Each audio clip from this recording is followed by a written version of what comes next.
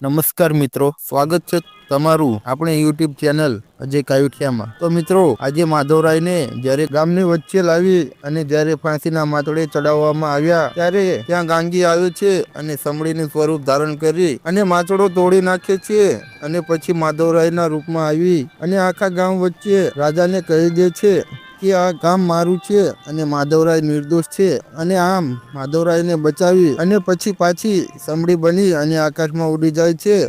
અને ત્યારે મહારાજ વિજયસિંહની આંખોમાં પણ વિશ્વાસ નથી આવતો કે ખરેખર આવું બની શકે। અને પછી તો માધવરાયને સન્માન સાથે એમના ગામમાં પાછા મોકલવામાં આવે છે અને બીજા દિવસે વિજયસિંહ મહારાજ પોતે આ ગામમાં લશ્કર સાથે આવે છે અને કહે છે કે હે માધવરાય, તમે હવે નિરાતે આ ગામમાં રહો, કેમ કે હવે આ ગામની રખેવાળી હું અને મારા સેનાપતિ પોતે કરીશું, કેમ કે મારે એ ગાંગીને પકડવી છે અને એની પાસેથી મારી આ રૂપ બદલવાની વિદ્યા શીખવી છે। અને આટલું કહી અને તેઓ તેમની લશ્કરી ફોજને આખા માધવરાયના ગામમાં ફેલાવી દીધી છે કે તમને જરા પણ એમ લાગે કે અહીંયા ગડબડ છે તો ત્યાં જઈ અને એવા માણસને સીધો મારી સમક્ષ હાજર કરો। અને ત્યારે સેનાપતિ કહે છે કે હે માધવરાય, ગાંગીનો આવવાનો સમય શું છે? ત્યારે વિજયસિંહ પણ કહે છે કે આ માધવરાય, એ પણ અમને જણાવી દો, કેમ કે આ વખતે તેને અમે પકડી પાડીશું અને તેની વિદ્યા શીખી અને તેના ઉપર જ અમે પ્રહાર કરીશું। ત્યારે માધવરાય કહે છે કે ગાંગી લગભગ રાતના સમયે તો ક્યારેય આવતી નથી, પણ હા, એ સવારે જરૂર આવે છે અને આજ દિવસ સુધી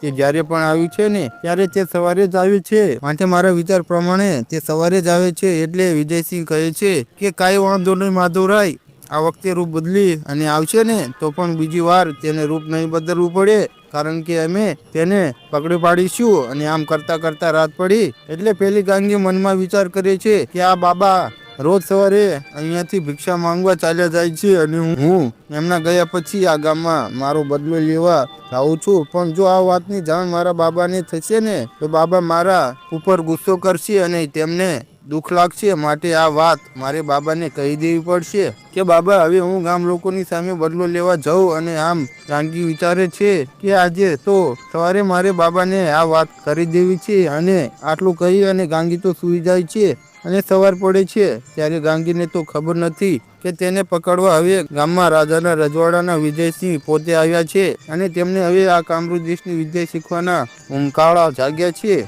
અને સવારે જ્યારે બાબા પોતાની પૂજા ભક્તિ કરી અને જેવા હાથમાં જોડી લીધી ને ત્યાં તો ગાંગી તેમની સામે આવીને ઊભી રહી ગઈ કે બાબા, તમે આજે કઈ બાજુ ભિક્ષા માંગવા જાઓ છો? કે બેટા, હું તો મારી ઈચ્છા થાય ને એ બાજુ ચાલી નીકળું છું, પણ આજે આમ ઉચિંતાનું આવો સવાલ પૂછવાનું કારણ શું છે બેટા? અને ત્યારે ગાંગી આ ગામને તહેસ નહેસ કરવાની વાત કહેવા જાય છે, પણ તે બાબાથી ડરી જાય છે અને કહી નથી શકતી, એટલે વાતને બદલી નાખે છે કે બાબા, તમે આ ભિક્ષા મારા દુશ્મન ગામમાંથી તો નથી લાવતા ને? કે નાના બેટા, એ ગામ હવે તારું જ દુશ્મન નહીં પરંતુ મારું પણ દુશ્મન છે અને એ ગામનું અન્ન આપણા શરીરમાં ના ખપે બેટા। કે ભલે બાબા, એટલું જ પૂછવું હતું। અને પછી બાબા તો ભિક્ષા માંગવા ત્યાંથી ચાલી નીકળે છે અને આ બાજુ ગાંગીને વિચાર આવે છે કે મેં માધવરાયને મોતના મુખમાંથી તો બચાવ્યા છે, પણ લાય આજે જોતી તો આવું કે મારા વિશે તેઓ શું વિચારી રહ્યા છે। અને આમ આટલો વિચાર કરી અને ગાંગીએ સમડી બની અને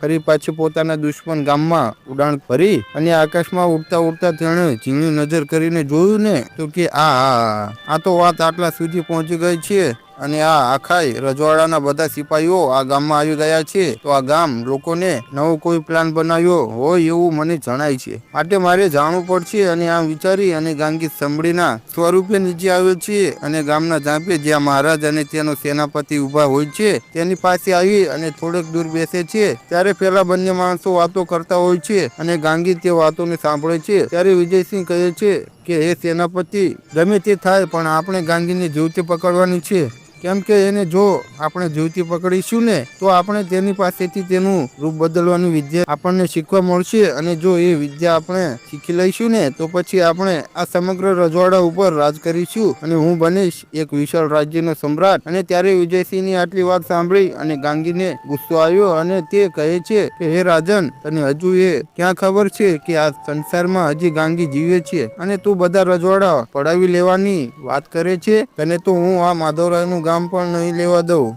અને જો તને દોડાવીને ના મારું ને તો મારું નામ પણ ગાંગી નહીં। પણ ત્યાં તો પેલો સેનાપતિ બોલ્યો કે મહારાજ, આપણે ગાંગીને પકડી અને તેની પાસેથી આ રૂપ બદલવાની વિદ્યા તો શીખી લઈશું, પણ પછી તેને મારી નાખવી પડશે, એટલે તે આપણા રસ્તાનો કાંટો ના બને. અને ત્યારે ગાંગી મનમાં કહે છે કે ગાંગીને મારવા વાળું હવે કોઈ પેદા નથી થયું, કેમ કે ગાંગીને હવે ખાલી એક રૂપ બદલવાની જ વિદ્યા નથી આવડતી, પરંતુ તે ધારે ને એ બધા જ કામ કરી શકે છે. અને જો હું એક ફૂંક મારું ને તો આખા ગામને તહેસ નહેસ કરી નાખું એમ છું. પણ હું આ ગામનું કાંઈ એટલા માટે ખરાબ નથી કરતી કે મારા બાબાને ખબર પડી જાય કે મારી આજ્ઞા વગર ગાંગીએ આ ગામને ઉજ્જળ બનાવી નાખ્યું, અને એટલા માટે આ ગામ બચી ગયું છે. પણ જે દિવસે આ બાબાએ મને રજા આપીને એ દિવસે આ ગામને હું તહેસ નહેસ કરી નાખીશ. અને પછી તો આ ગામમાં કેવા કેવા ખેલ થાય છે ને એ તો જોવા જેવું થશે. અને આમ ગાંગી તો હજી આટલા વિચાર કરી રહી છે, અને એવામાં ઘટના એવી બને છે કે સામે ખેતરનું કામ કરી અને ગામનો એક ભાઈ ઘર તરફ વળ્યો છે. ત્યારે ગાંગી તેને જુએ છે કે અરે રે, આ તો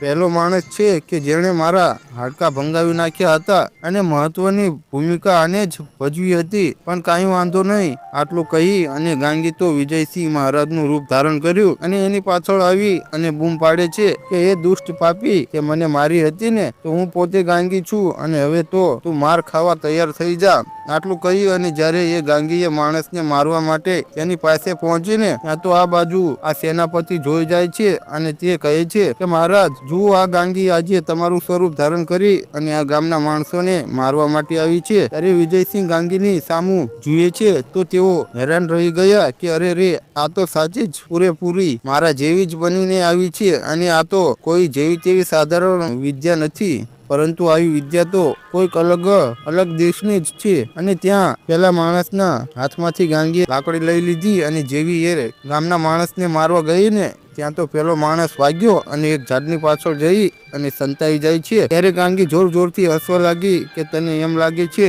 કે આ ઝાડ તને બચાવી લેશે એમ. આટલું કહી અને જ્યારે ગાંગી ત્યાં હસી રહી છે, ત્યારે આ બાજુ વિજયસિંહ મહારાજ અને તેના સેનાપતિ આ ઘટના પોતાની નજરથી જોઈ રહ્યા છે. ત્યારે ગાંગીએ તેના એક જ ઈશારાથી આખા ઝાડને જમીનમાં દફનાવી દીધું, અને પેલો ભાઈ ગાંગીની સામે દેખાવા લાગ્યો. અને પછી ગાંગીએ તેના માથા ઉપર જોરથી લાકડીનો ઘા કર્યો. ત્યારે આ બાજુ સેનાપતિએ હુકમ કર્યો કે આ ગાંગીને પકડી લ્યો. ત્યારે ગાંગી ત્યાંથી સમડી બની અને આકાશ માર્ગે ઉડી જાય છે, અને પેલા ભાઈનું માથું ફૂટી ગયું અને તેના માથા ઉપરથી લોહીની ધારા વહી રહી છે, અને તે ધરતી ઉપર ઢળી પડ્યો અને બેભાન થઈ ગયો. અને ત્યારે આ વિજયસિંહ રાજા ત્યાં ચોંટી ગયા છે, અને તેમના ડોળા ફાટી ગયા છે. અને આ ગામનો જે માણસ બેભાન થઈ ગયો હતો તેને સિપાહીઓ ઉપાડી અને તેના ઘર તરફ લઈ અને ચાલતા થયા. અને પછી આ સેનાપતિ પાછો આ રાજાની પાસે આવે છે અને કહે છે કે મહારાજ, આ શું થઈ ગયું? તમે આજે જોયું ને? પણ ત્યાં તો મહારાજ ચોંટી ગયા છે. ત્યારે વિજયસિંહ ભાનમાં આવતા નથી, એટલે સેનાપતિ તેમને હાથ લગાવીને કહે છે કે મહારાજ, શું થયું તમને? ત્યારે વિજયસિંહ ભાનમાં આવે છે અને કહે છે કે હે સેનાપતિ,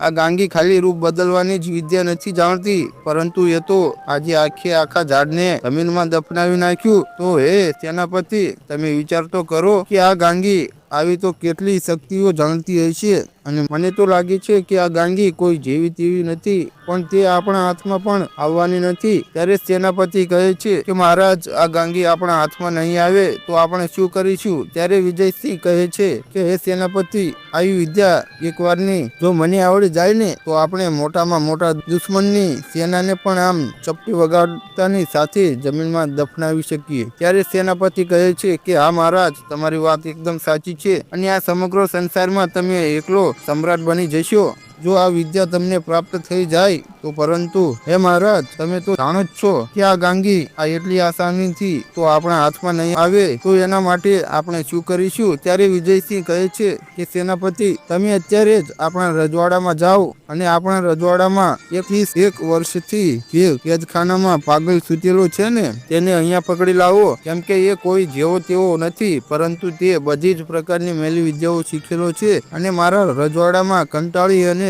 તે આવ્યો હતો, અને તેને આ બહારની દુનિયામાં કોઈ મોહ રહ્યો નથી, તેથી તે તેની જિંદગી એક અંધારી કોટડીમાં જીવી રહ્યો છે, અને તેણે આખી જિંદગી મારું અન્ન ખાધું છે, માટે તે મારું કામ જરૂરથી કરવા આવશે. માટે તમે અહીંયાથી જાઓ રજવાડામાં અને એને તૈયાર કરી અને અહીંયા લાવો કે આજે વિજયસિંહને તારી જરૂર પડી છે. અને હે સેનાપતિ, એ કોઈ જેવો તેવો માણસ નથી, પરંતુ તે આકાશમાંથી ઉડતા ચકલા પાડે ને એવો ખતરનાક છે. અને તેનું સામું આ ગાંગી પણ ટકી નહીં શકે અને તેને પકડી પાડશે અને તે ગાંગીને મજબૂર કરી નાખશે. માટે ગાંગીને પછી તો આપણને વિદ્યા શીખવાડવી જ પડશે. તો મિત્રો, તમને શું લાગે છે કે એ માણસ સામે શું ગાંગી હારી જશે કે નહીં? તો મિત્રો, અમારો આગળનો ઇતિહાસ જોવાનું ભૂલશો નહીં અને આવા નવા અને રસપ્રદ ઇતિહાસ સાંભળવા માટે અમારી ચેનલને સબસ્ક્રાઇબ કરી લેવાનું ભૂલશો નહીં. જય માતા.